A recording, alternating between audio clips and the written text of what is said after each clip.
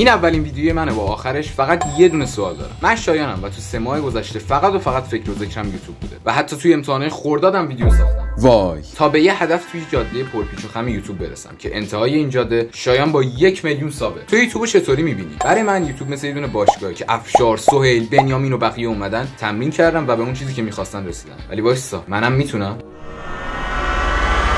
چرا تو نه؟ من میتونم خلق کنم، ادیت کنم، ایده بسازم. پس چرا من نه؟ چون که کانر میگه اگه ایده داری میتونی نامحدود خلقش کنی. کانر میگه. ولی توی ذهن من هیچ وقت نمیشد با یه دونه گوشی با پریمیر بتونی یه دونه کانتنتی که خیلی خفنه رو بسازی. البته که پولم ندارم. یوتیوبر شدن مثل از این ور رودخونه به اون ور رودخونه رفتن و اگه امکانات داشته باشی یه دونه قایقم داری. پا بزن آشغال. حالا سوالم اینه، میتونم بدون قایق فقط با شنا کردن از این ور رودخونه به اون ور رودخونه برسم؟